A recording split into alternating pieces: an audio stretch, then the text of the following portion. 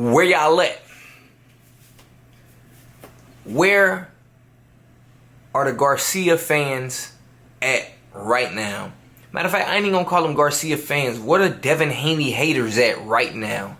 I already know y'all got y'all built-in excuses. I done already seen the excuses you guys made. You guys are quick with those excuses. Real quick, let's get into the breakdown. Teofimo Lopez, dominant performance. He looked good. Whatever. Let's move forward. Devin Haney. That's what we really here to talk about. You know, y'all love talking about Devin Haney. Y'all love keeping this man's name in your mouth, so that's what we gonna talk about. Devin Haney, dominant performance. He did exactly what he needed to do against Ramirez. He won every round. In my opinion, I scored the fight 120 to 108. That's a major blowout. At the most, I could have given Ramirez 2 rounds. At the most. And that's if we being generous, just to be honest. I was curious to see what Devin Haney was going to look like when he came out into this fight. To have the type of performance he had against Garcia, and then come back and know that he has all the eyes on him, all the pressure is on him to perform. Those things can be mentally draining, and they can mentally be costing for you. And that was already understood and expected. So I was curious to see what he was going to look like. And I feel like Devin Haney did a lot of moving around the ring. I think his anxiety was showing, and his nerves were really bothered, and he didn't really have an ability to calm down unless that was the game plan, to constantly move around and not set his feet. That could have been the game plan as well. I'm not sure. I'm just going off of what I see. Commentary. The commentary of the fight with Devin Haney. Listen. You know one thing that really bothers me is the fact that there's so much criticism surrounding Devin Haney no matter what he does. There's so much criticism surrounding him no matter what he does. You got fans over here saying that Devin Haney had a bad performance. How you have a bad performance and win nearly every round? How you have a bad performance and virtually not even get hit in the fight? How is that a bad performance when you win on top of that? A unanimous decision. It was almost a flawless victory. See, you fans don't know anything about boxing. Y'all look at a bad performance as something that's just not entertaining to you. But that's not what a bad performance is. There's a difference between a bad performance and a lackluster performance. Sure, was the fight entertaining? No, it could have been a lot better. But guess whose job it is to make the fight entertaining? The person that's losing. See, that's the person y'all have criticism for the wrong person. Devin Haney come out there and he fight these power punches, and he try to bring the fans the fight that they want. For example, against Loma, guess what they said? Oh, Devin Haney didn't win. Loma was robbed. Okay. But when he starts boxing, y'all say, oh, he's running. So it's like no matter what he do, there's always going to be some type of criticism. Look at Antonio Tarver. Antonio Tarver was one of the commentators for this fight, and the man was just constantly repeating himself round after round after round. Oh, Devin Haney, he needs to settle down. The fight's going to start when he finally settled down. Like, the man reiterated the same thing from round 1, 2, 3, 4, 5, 6, 7, and really didn't even stop reiterating that same thing until round 8. All of his attention was on Devin Haney and the fact that Devin Haney was using excessive lateral movement. And I can't agree that the lateral movement was excessive. But he had no criticism for the person who couldn't adjust to it and whose job it was to adjust to it, which was Ramirez. It's Ramirez's job to cut off the ring. I mean, for Christ's sakes, the man has an elite trainer in his corner. You're going against Devin Haney, somebody who's a well-balanced, all-purpose fighter. The man can do a little bit of everything. And you know he's coming off of a performance that didn't look so well. So you know he's not about to sit here and slug it out. You know he's going to move. So why not come up with a game plan to cut off the ring? Why not come up with a game plan to go to the body? No, they don't talk about those things. They don't criticize those things. They only criticize what the winners are doing. That's the only thing they criticize. You got a man over here who literally failed not one, not two, but three PED tests.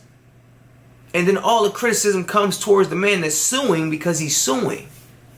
And rightfully so. It's not like he sued on the premises of a fair fight. The man sued because Ryan had pairs in his system.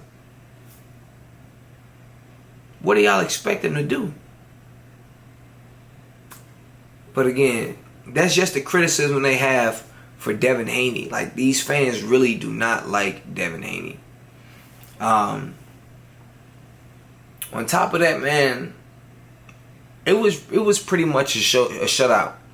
Like I said before, I don't think Devin Haney's performance was all too exciting or entertaining. But me personally, I tend to value or tend to favor the more tactical style more. I like fighters like Rigondeaux. I like fighters like Floyd Mayweather, Terrence Crawford. Those are my type of fighters. So to see the fight that Devin Haney fought, I think it was a decent fight. It's more favorable to me. I do just think that he had a little bit too much excessive lateral movement. He spent too much time with his back against the ropes. And I think he could have done a lot more and actually got the stoppage if he really wanted to. But again, this is his comeback fight. He hadn't fought in a year. He's trying to fill out, and he might even be a little shell-shocked. You know, there might be some remnants of the mental state he was in when he fought Garcia, and that's only to be expected, right? But again, as soon as the fight ends, guess what everybody says? Wow, Devin Haney is in a city that never sleeps and somehow managed to put everybody to sleep. Wow, the punch stats were very low. Wow, all he did was run. Wow, he had a bad performance. Wow, Garcia is going to beat him again, right? But as soon as the Garcia fight happened, shout out to Rolly Romero for coming through clutch with the victory. As soon as one thing y'all forgot is that Garcia is a basic fighter. Let's be honest. I'm calling a spade a spade. Garcia is a basic fighter. He just has a mean left hook, and he has some elite level speed. And he has a following on social media, which made him popular, not because of his skill so much, but because of his speed and his I guess his aura on social media, for lack of a better word. But that's what y'all forgot. Y'all let him gas y'all up on that Devin Haney performance. That y'all forgot. The man keeps his chin in the air. He got dropped with a double left hook. And the crazy thing is, the ironic thing is, he got dropped by a left hook from Luke Campbell as well. And it was in the same fashion. Dude be like, his arms literally be like this every time he get caught with that left hook.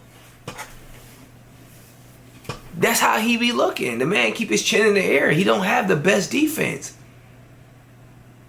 But guess what? Y'all say Devin Haney can't avoid a left hook to save his life. Well, say the same thing about Ryan Garcia. The man getting dropped because he's undisciplined. Even with Derrick James in his corner, he's undisciplined. I mean, don't get me wrong. He looked a lot better than he did before Derrick James. But it take a long time to change some of them flaws you got. And y'all put this man on a pedestal. Some of y'all put him on a pedestal because his last name was Garcia. The others of you all put him on a pedestal because of who he was facing, Devin Haney, because y'all some haters. Y'all do what's in y'all DNA. Y'all hate. Not only did Ryan Garcia get dropped from a double left hook in the second round, even though the punch may not have hurt him physically, I think it did something to him mentally. He was in a space where he just could not figure out how you let Rolly outbox you. All this mess he was talking about, oh, that was back then, I'm bigger now, and you couldn't do nothing with Rolly. He couldn't do nothing with Rolly. Even when he tried to throw flurries, Rolly was strong enough to either grab him and lock up, or try to throw or get aggressive and throw some of those roughhouse punches back. Ryan Garcia had no answer for that, nor did he have an answer for the jab to the body that Rolly Romero constantly threw. Shouts out to Rolly Romero for going to the body early and often. All that size that Garcia was talking about don't mean a thing. You don't have the skills to pay the bills. And that's quite frankly what it was. Rolly, on the other hand, man, he was really showing shades of his performance against Tank in the first 5 rounds. The way Rolly looked, he was very disciplined. He was taking his time. He was patient. He did that all 12 rounds in this fight. And that's what, in my opinion, that's what really helped him secure the deal. Is just being patient, being calm and relaxed, not worrying about the hype, not feeding into the hype of Ryan Garcia's size, power, or left hook. He didn't feed into none of that hype. The man stood in the ring the entire fight. He stood in the middle of the ring the entire fight and held it down. And Garcia had no answer for him. Even Derrick James couldn't get the ball rolling with him. He was trying to urge him, like, you got to do more. Touch him. Don't get me wrong, Ryan Garcia had a nice jab, but those punches were far few and in between. And to be honest with you, his performance was lackluster. But guess what? I didn't see the fans hopping on him. I didn't see the fans hopping on him, talking about he threw very few punches. He may not have moved around the ring or moved laterally, but that's because he can't. He doesn't have good footwork. So of course he's not going to do that. But that's what you fans like to complain about. Y'all love to hate on athletic fighters who can actually use more than just their hands. They can use their head. They can use their legs. Anybody who knows anything about boxing truly knows that the first line of defense that you have in the ring is your legs. Because I could do like this, right, and block a left hook. But would you rather do that and still feel the impact, still have your forearms bruised, or use your legs and get out of dodge and had an opponent punch in air? That's what Devin Haney did. Ryan Garcia couldn't do that. But y'all still gonna find a way to criticize and hate on Devin Haney. It's in y'all blood. It's in y'all DNA to hate. Shouts out to Luke Campbell for giving us the game plan, for showing us the blueprint, exposing the man for not having, I ain't gonna say he don't have a chin, but just not having defense required to avoid those left hooks. The irony behind that. I still want to see the Garcia-Haney fight. I still got to see that fight. I think they both need to go back to the drawing board. I don't think there's that much that Ryan Garcia can improve on. I honestly just feel like he doesn't have the skill to compete at the highest level. But he does have the left hook. And he just needs to use what he has. I think he needs to work on his defense, keep his defense tight. And I think he needs to throw more punches and use his speed to his advantage. Just work on that defense. I think that's what's going to help him in the future. As far as Devin Haney, at this point, I feel like in the first fight, Devin Haney just fought an emotional fight. You went up against a power puncher. When Devin Haney fought George Kambosos, Devin Haney fought long range. In both of the fights, he fought from the outside, right? But when he fought Ryan Garcia, somebody who's known to have the speed and the power, he spent more time trying to fight Ryan Garcia on the inside, which tells me that he was fighting either an emotional fight or he was trying to do what the fans wanted to entertain them, or both. I think into the second fight, Devin Haney, he needs to find a way to get out of this gunshotness. You cannot be gunshot going against Ryan Garcia, because although Ryan Garcia doesn't really have good foot movement, Ryan Garcia is Ryan Garcia knows how to put pressure on you mentally and just constantly be in your face. That's something that he does very well. And I think Devin Haney is going to have to work to get over his nerves if they're going to have a second fight and he's going to be successful. You got to work on those nerves.